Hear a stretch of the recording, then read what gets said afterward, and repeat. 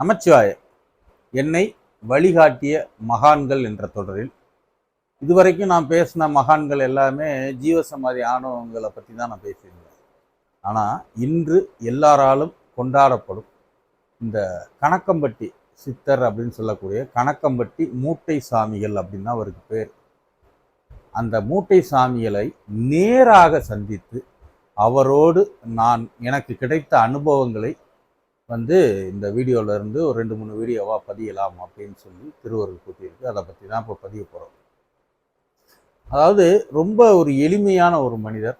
ஆனால் இந்த கணக்கம்பட்டின்னு இருக்கிற ஊரில் இருக்கக்கூடிய ஒரு சாதாரண ஒரு விவசாயியாக, சாதாரண மக்களோடு ஒரு பாட்டாளி மக்களாக இருந்த ஒரு கிராமத்தில் இருக்க ஒரு சின்ன சாதாரண ஒரு மனிதனாக இருந்தவருக்கு இப்படிப்பட்ட ஒரு ஞானம் வந்தது அப்படிங்கிறதையும், அவர் எதிலிருந்து அவர் இந்த நிலைக்கு முன்னேறினார் என்ற உண்மை நிலையை அவரோடு இருந்து பார்த்து, அவர் வாழ்ந்த காலத்தில் அவர் எப்படி இந்த நிலைக்கு வந்தார்னு அங்கே பேசப்பட்ட விஷயங்கள் எல்லாத்தையுமே இந்த முதல் வீடியோ பதிவில் பேசியிருக்கேன்.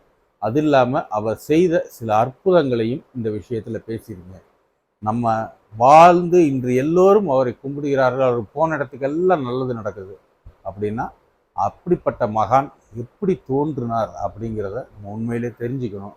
அதுக்கான வழி தான் இந்த நம்மளுடைய யூடியூப் சேனலில் இந்த கணக்கம்பட்டி சாமியார் பற்றி நம்ம ஒரு வீடியோ பதிவாக, அதிலும் நேரடியாக நான் பெற்ற அனுபவத்தை, அவரோடு பேசி இருந்து பெற்ற அனுபவத்தை உங்களோட பகிர்ந்திருக்கேன். போய் வீடியோவை பாருங்கள். கணக்கம்பட்டி சாமி பற்றி நான் சொல்லணும் அவசியம் இல்லை. இன்றைக்கி உலகமே அவரை கொண்டாடிட்டு இருக்கு. அவர் வாழ்ந்த காலத்தில் 2006 அந்த சமயத்தில் அவரோட நேராக இருந்து அவரோட அனுபவித்த அனுபவங்களை உங்களோடு பகிர்ந்து கொள்கிறேன். வீடியோவில் முழு விவரம் இருக்குது. நமச்சிவாய வாழ்க.